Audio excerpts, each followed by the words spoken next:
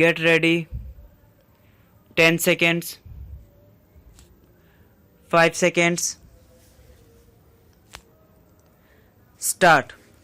Madam Deputy Chairman, I rise to support the bill which has been moved by the Honorable Minister of State in the Ministry of Home Affairs.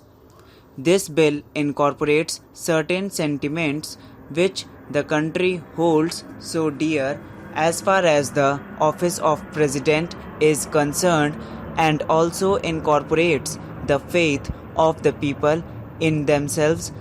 that when they will elect a president, the person who would be occupying the high post would be a person who would have not only the love and affection of the people, but would be, as the Honorable Minister pointed out, a dedicated politician whose whole life is dedicated to the service of the nation before he became the president, during his occupation of the office of president, and even after he retired from that office.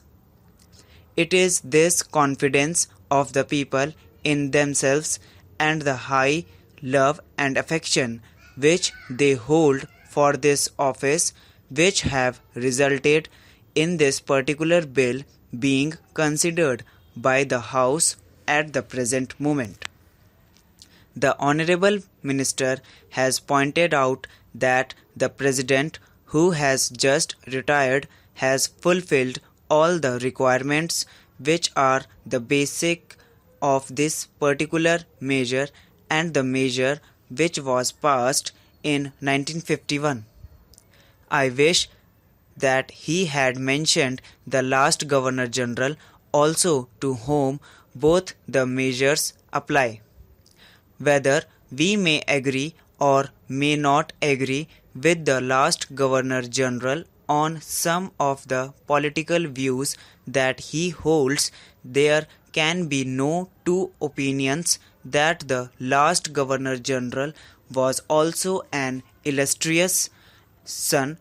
and is an illustrious son of this country and deserves all the consideration,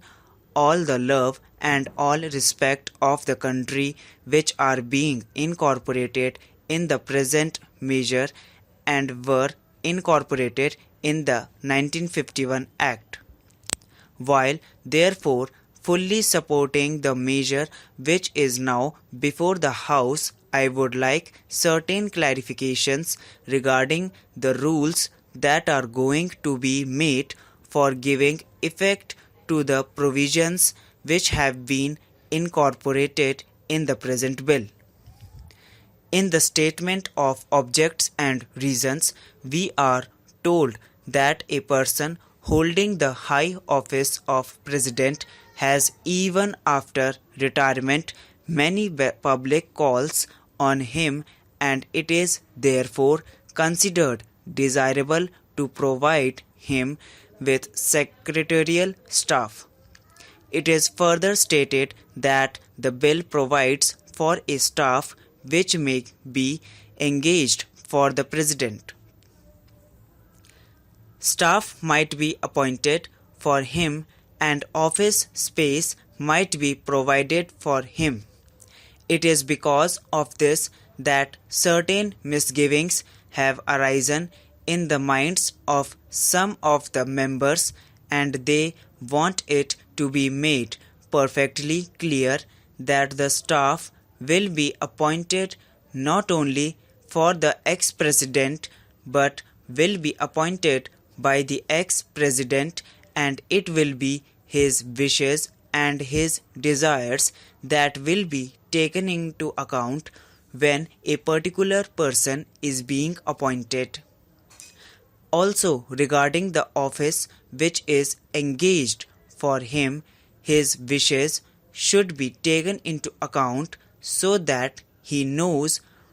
what would be a convenient place for him and he may to get that place. Another reason for insisting on what I consider to be an important detail is that if the government appoints the staff for the ex-president, then automatically they become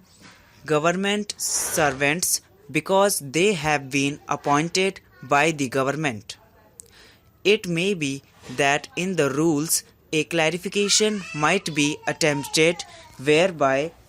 they may be exempted from some of the service conduct rules which are applicable to normal government servants. But even there, it will be much better that this should not be left in any doubt, and that these persons that are appointed to assist the ex-president in his secretarial task are appointed by the ex-president himself. They would be the staff of the ex-president and would not be appointed by the government for the ex-president and would not be government servants. This point ought to be made quite clear so that the ex-president has got all the right of determining the service conditions of the people appointed by him, of course subject to the overall limit which has been provided and to my mind rightly provided in the bill. Within that overall limit, perhaps it will be much better to leave the rest of the matter to the President himself so that we may also express our further confidence in the President to the effect that he would utilize it with discretion and with all sense of responsibility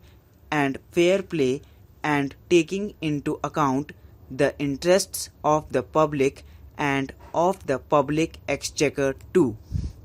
Another point which also needs some clarification is regarding the payment to be made for the secretarial assistants and for the secretarial staff. Normally, government rules require that whenever any such demand is made on the public exchequer on the Consolidated Fund of India, a certain formality has to be gone through, and that formality of accounting has to be in a prescribed form.